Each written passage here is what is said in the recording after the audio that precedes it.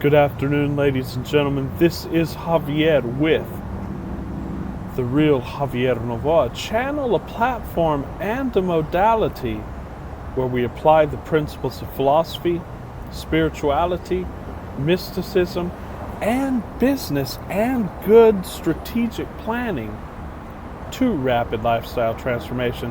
Ladies and gentlemen, we are back in our headquarters, in our first city, our home, Dallas here.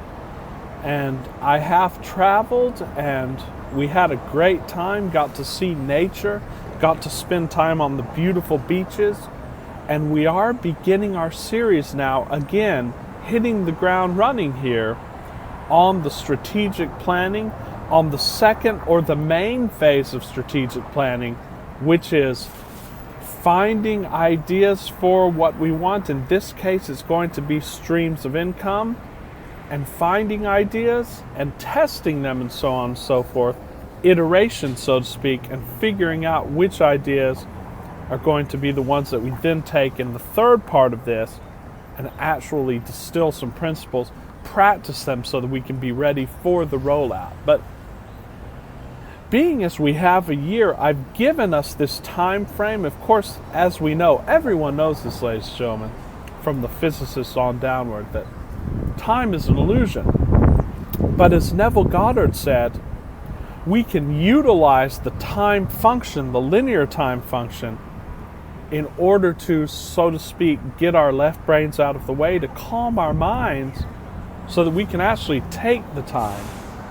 Because if we feel like we have a rushed deadline or that we have to do something in a rushed manner, so that's why I don't like deadlines.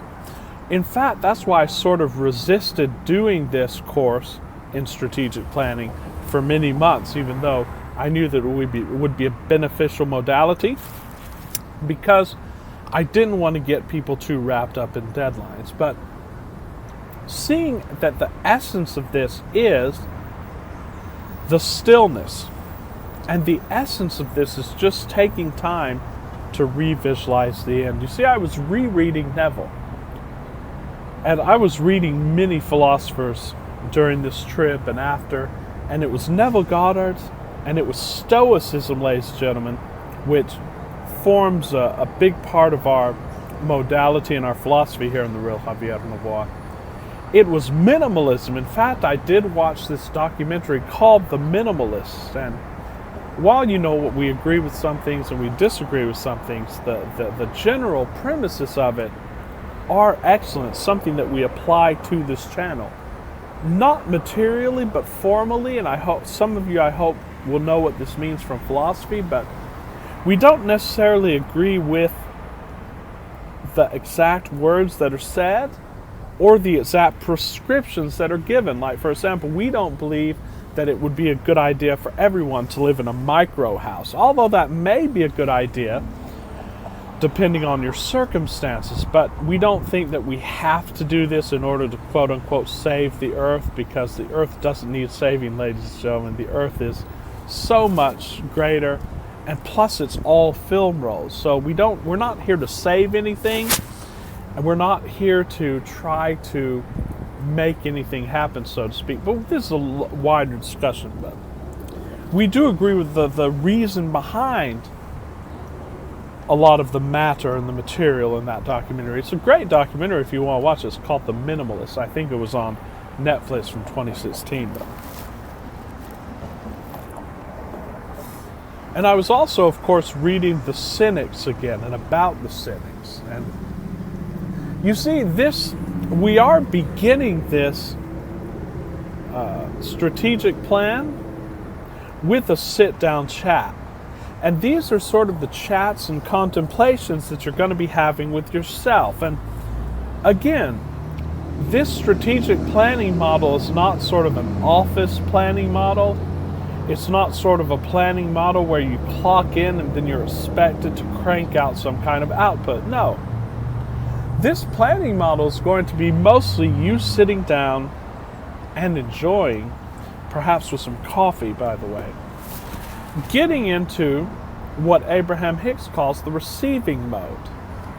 Getting into what many religious traditions would call samadhi, what we would also call in this channel alpha waves. It doesn't really matter what you call it, but I'm just sitting out here outside of a beautiful Dallas Starbucks, and we're ready to begin in earnest. And today's show, or today's talk, or today's, shall we say, chat, because this is an informal chat, so to speak, it's not really going to be about planning. We're going to be making mini videos about the general framework of the first 6 months of this strategic plan, how to test things out, how to road test. Of course, only you'll know when it's time to use and apply the specific tools. The main tool of this, ladies and gentlemen, is basically to get you to sit down for 15 to 30 minutes to an hour. Could be hours, could be as much time as you want, as much time as you feel in the zone or in flow to do, to basically just sit down and think from the end and let your thoughts roam, ladies and gentlemen. Because I have a secret for you. And for those who've read Neville Goddard, this is not really a secret, but there is nothing you can do. And this is in all the philosophies, by the way. In fact, Neville Goddard talks about the fact that it would be arrogant to think that once you conceive of the end, once you launch that rocket of desire, as Abraham Hicks calls it, would be arrogant to think that there would be something that you could do to make that happen. There is nothing you can do to make it happen. So there's no strategic plan. There's no tool or technique. In fact, there's nothing that we can teach on this channel, no coaching that can actually make something happen or even help you get closer to that. That's the secret. Don't tell anybody. But what Neville Goddard talks about and the benefits of these tools and techniques is that, see, the only thing blocking you from having what you want right now is the fact that you can't see it. It's already there. You just can't see it. I think it was John of the Cross, the great Catholic saint, who said, if I have my hand in front of my face, I cannot see God. But if I take my hand from in front of my face, I can see God. And there's a hand in front of your face that's not allowing you to see your desire, which is already existent, which is already fully there in what Abraham Hicks calls your vortex, in what Vadim Zeland calls the film roll, in the infinite film rolls of potentialities. Doesn't matter what language you use. It's already there. And so this strategic planning is, first of all, to help you see it. And then, of course, second of all, just for the joy of the process itself. And lo and behold, the magic is, the alchemy of this is that when you actually come to a process with the mindset that this process isn't to get me anywhere because I'm already there, to just enjoy the process, then that process will move you there in the illusion of space-time. And looking back on it, you will say, yes, that process really helped me get there. Hope you understand this just a little bit. If you don't, contemplate that. So,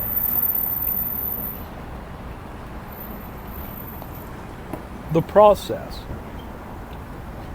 And especially in the beginning stages of this is what, the second day of our strategic planning. We hope you've been taking at least the 15 minutes to do this. Your whole aim is just to sit down and to get present. You can get into alpha, which is real quick. Just roll your eyes back and count to 5 and say, on the count of 5, I'm going to get to alpha. Or if you just sit down in complete presence, and if you want a meditation for this, there are 2 I'd recommend. Of course, the first is the great Eckhart Tolle, who was probably the earliest spiritual teacher in these modalities that I read before I knew about law of assumption. And the second great person, believe it or not, is Sam Harris. Now, we don't agree with all of his materials by any stretch of the imagination, but if you look at Sam Harris's Meditations for Presence, and I believe it's his book, Waking Up, he really does distill all of the teachings of various spiritual teachers and traditions on presence into an essence that anyone can take and start using immediately. So I would listen to just the mindfulness meditations of Sam Harris. Of course, for meditation time, Joe Dispenza is the best. Listening to his meditations will get you there, but they are long, and as many great spiritual teachers say, it is a way, but it need not take that long. I know that every day I'm not going to be sitting down for 1 or 2 hours, but I can get there within minutes. So right now I'm just being present.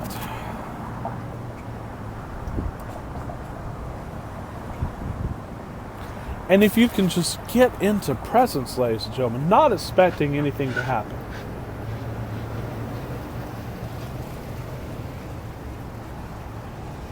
And I know that a lot of these videos are just going to be basically me sitting here, prompting you into presence and being in presence. And for many people of linear mindset, or material mindset, those are not going to be stimulating. But this is for those who are really dedicated and hardcore to being it, to actually bringing something from the spiritual, manifesting it on the physical. This is going to be the first step to that. This is going to be the first step to your planning sessions.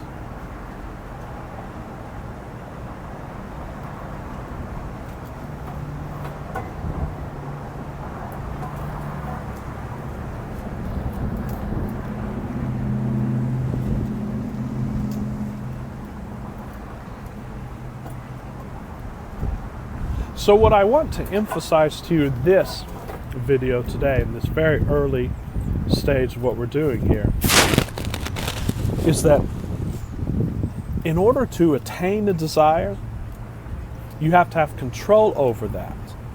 You have to know yourself as being outside of that. And you have to remember, as Neville and all of the greats said, that you are not your desire. You are not even you, but you are not the content. Any of the content, anything that you can see or perceive, it's by definition not you. It's not consciousness, because if it were consciousness, it could not be perceived. And I want you to basically get a visceral and an actual understanding of this, not just a conceptual understanding. And you get an understanding of this, you get a knowledge of this, not by verbal explanations, but by actually sitting there and observing it yourself.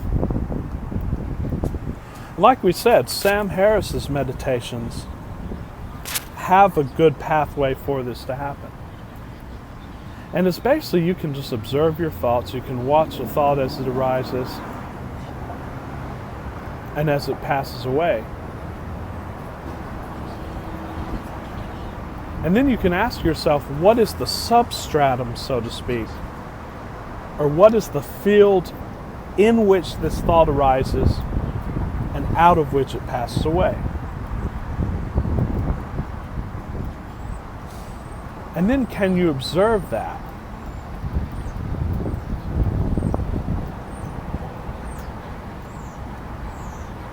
And you can. If you simply become silent and just allow yourself to just observe that. And you have to give yourself the time to do this. That's why we're taking this time in these strategic planning sessions to first of all establish this groundwork.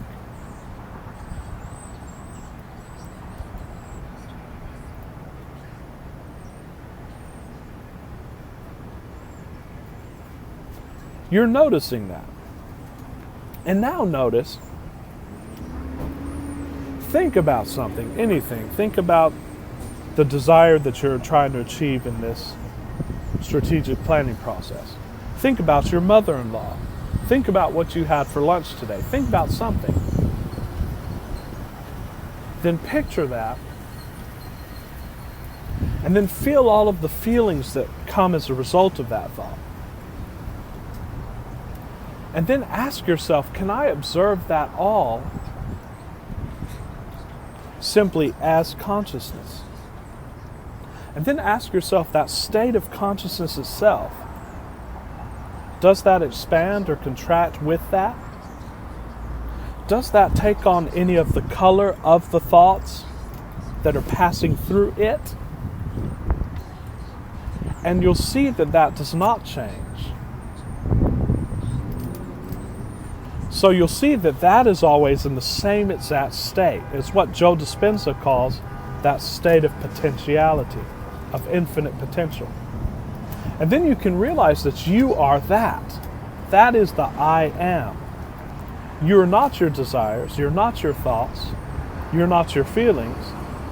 You can observe all of those, but you are aloof from all that. That's what Marcus Aurelius referred to. That's what the Stoics referred to as the intellect, as the nous, as reason. And then you can go in and realize what Marcus Aurelius was talking about when he said how easy it is to be in complete tranquility, to be in complete stillness. Because you are that stillness. He also said that the intellect is unsullied, unaffected, feelings cannot touch it, nay, even the breath cannot touch it. That's what the Stoics called the intellect. And that is true poverty, ladies and gentlemen, and it is true wealth, because poverty is wealth. Because remember, there's no dichotomy. That's why many Christian monastic orders in the West took vows of poverty, because it was a representation and a reflection of this spiritual poverty. That's why Jesus said, "Blessed are the poor in spirit, for they shall see God." Because once you realize yourself as the consciousness, and once you realize yourself as totally aloof from all of these feelings and ebbs and flows, then you realize yourself as the one, then nothing can touch you. And that goes back into what we were talking about the cynics, about Diogenes and the ancient Greek philosophers. These were philosophers who basically became homeless voluntarily, and they eschewed any ownership of property. They basically walked around and flaunted all conventions. Of course, the Stoics were the descendants of the cynics intellectually, but they said, of course, we can own property, but we don't have to allow that to affect us. We don't have to allow that to touch us. And this is basically the rational way. So the Stoics are basically an application of what cynicism was a symbol of. I hope you understand us just a little bit. How can all of this help us in gaining our desires? How can all of this help us in achieving the wealth and desires that we're setting out to achieve? It's this. Once you realize that you're not attached to any of that, and once you realize that no matter what's happening on the outer, that you are whatever it is that you want to focus on, because you are the consciousness, then it won't matter what's happening on the outer. And then you can persevere. And then you can, as Neville Goddard says, persist. And the persistence is nothing else but this. It's not getting in your own way. It's not allowing the left brain to come in and to say, oh, I don't have that, why don't I have that, and how can I get there? Because remember, it's not your job to figure out how to get there. It's your job to simply get the left brain out of the way and to have fun. And so, especially in the beginning, that's what these sessions are going to be. Basically a contemplation, a meditation, and just getting yourself into that state of receptivity. Then as you get into that state of receptivity, you're going to start receiving the ideas. And that's when you want to start writing them down.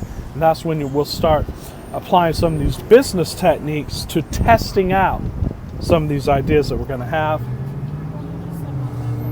But don't rush yourself, because remember, you have a year. We've intentionally given ourselves a year here so that when we sit down, we don't feel rushed.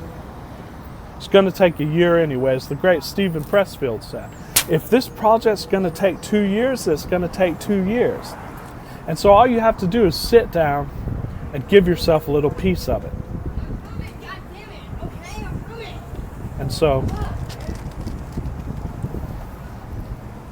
you can just sit down and just allow yourself to soak in whatever physical surroundings there are, whatever's coming into being and passing away. And I was reading just what basically got me into this blissing out modality. I was reading the Inner Citadel by the great Pierre Hadot. And I'd recommend that you all read this, especially if you want to understand the essence of Stoicism. And again, the reason why we go into Stoicism, the reason why we go into Minimalism, is not because we want to in any way curb your wealth, your opulent wealth, because you came here for all that. You came here to create all that. But in the Islamic tradition, as the great Imam Malik said, he said, keep the dunya in your hand, not in your heart. Keep this worldly life in your hand, and you can lay it down and pick it back up again. I think that's what Jesus said with regard to your life. That you can lay down your life and you can pick it back up again. Because remember, your life, either you are it or it's not yours anyway. So, if it's just something that's passing and coming into being, then you can lay it down, you can pick it back up. So basically, don't identify with the content here.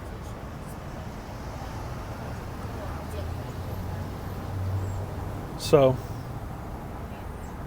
remember that. And remember, as Marcus Aurelius said, this was a great statement of his, is that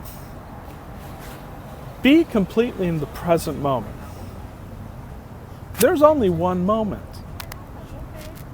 So many times we think we have to bring something about in another moment, but you have it now in this moment. And if you don't, you never will. So live only in this present moment, and don't try to really think that you have to try to figure out how to deal with the future. Of course, we can plan for the future in as much as it's on this film roll. But don't think that you have to go and rack your brains to plan for it, because remember, as Vadim Zeland talks about, the film roll that you're on is fated. And this is another interesting thing, because the Stoics had a strong belief in fate.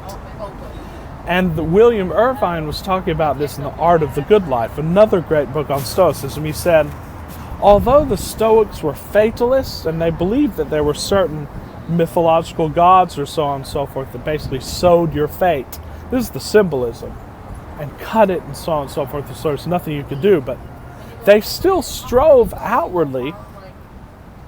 We shouldn't say strive, because we know it's really not striving, but they were very successful outwardly. And they were people who actually seized the day and did a lot of things, were very busy. So one would ask, how could someone who believes in fate try to go and affect that fate? Well, the great explanation comes from Vadim Zeland. You do not control the script. You have to follow the script, because the script is already written.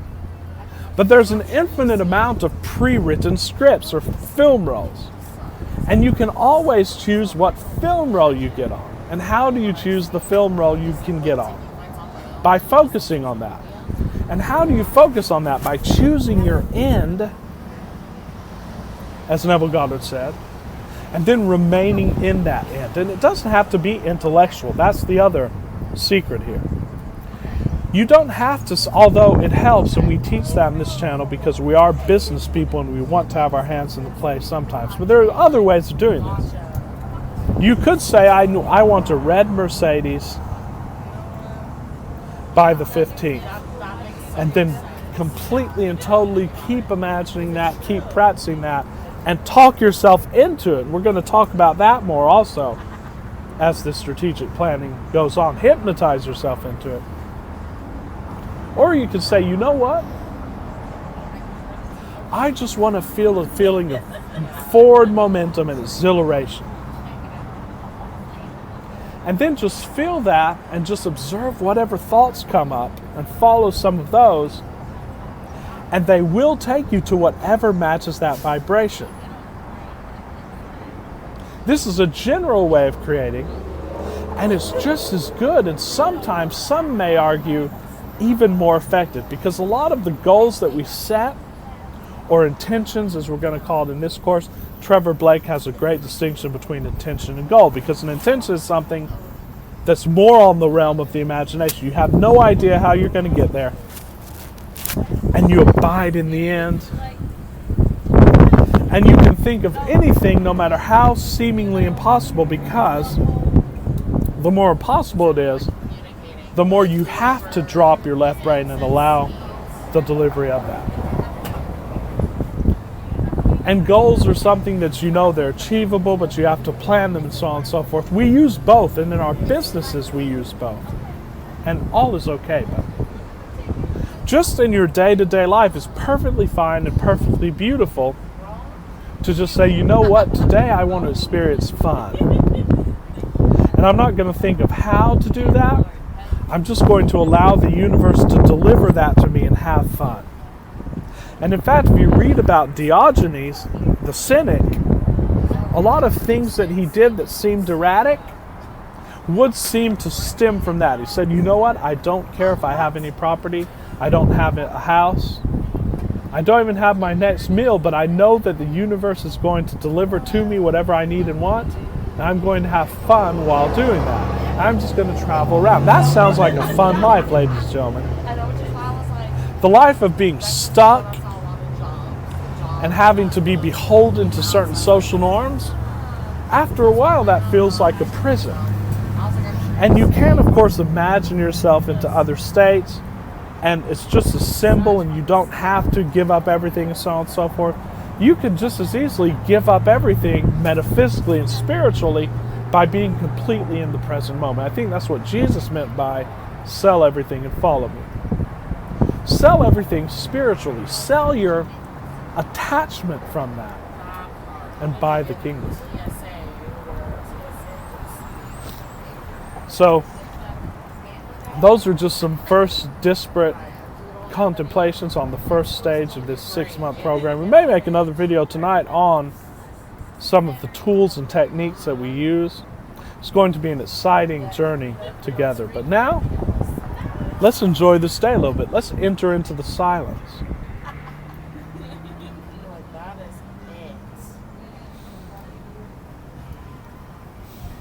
Let's just be completely present as we end this.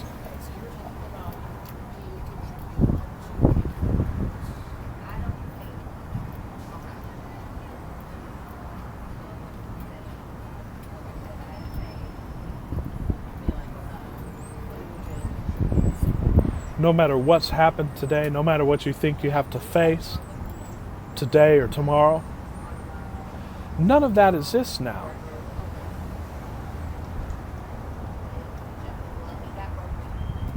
So it must not be true. Can you see anything past now?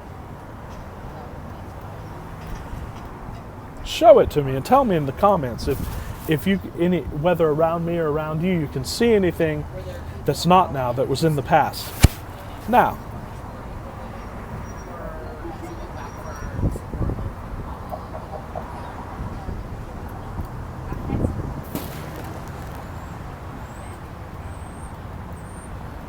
I'm looking for something.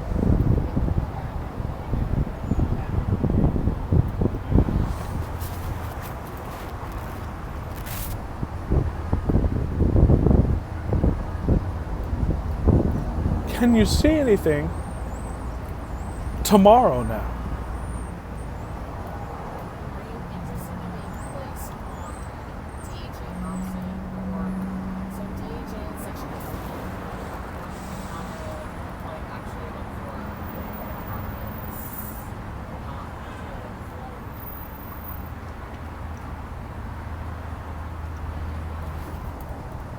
I can't see anything tomorrow. If you can see anything tomorrow, right now, send it to me in the comments. Okay, and then we'll revise this. But so the questions that come out of this, that stem out of this, first of all, is, can anything happen to you tomorrow? Or can anything happen to you in 10 minutes?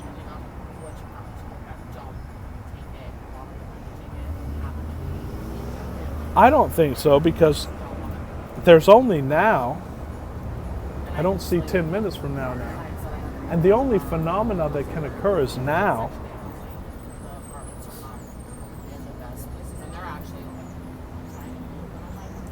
So now the big question that's going to flip a lot of you out, trip a lot of you up.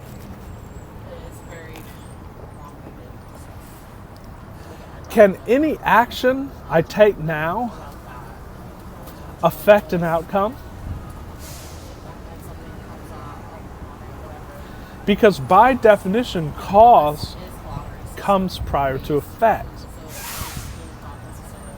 But now that we know that the only time that exists is now, because show me another time.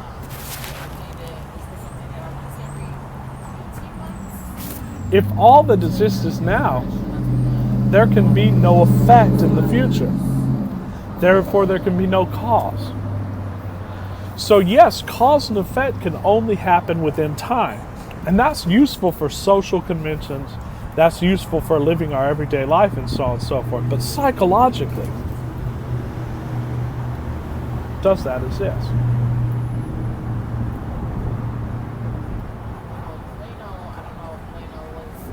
So you can't do anything now to affect a cause in the future.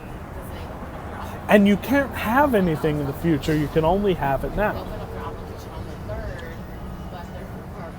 So drop any striving to attain your intention.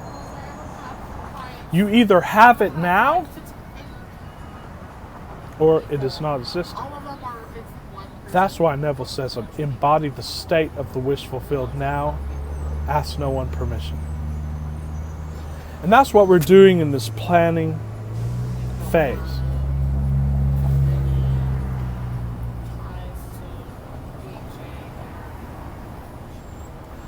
So ladies and gentlemen, thank you for watching.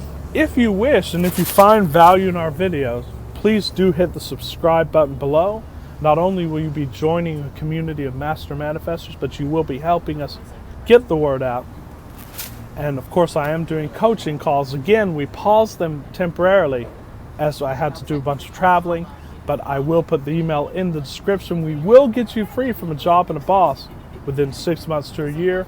You can achieve more in 2 weeks than many people take years to achieve, because we teach these secrets here mixed with a good understanding of consulting and business from my years of experience. So ladies and gentlemen, until next time, until very soon, remain in the present.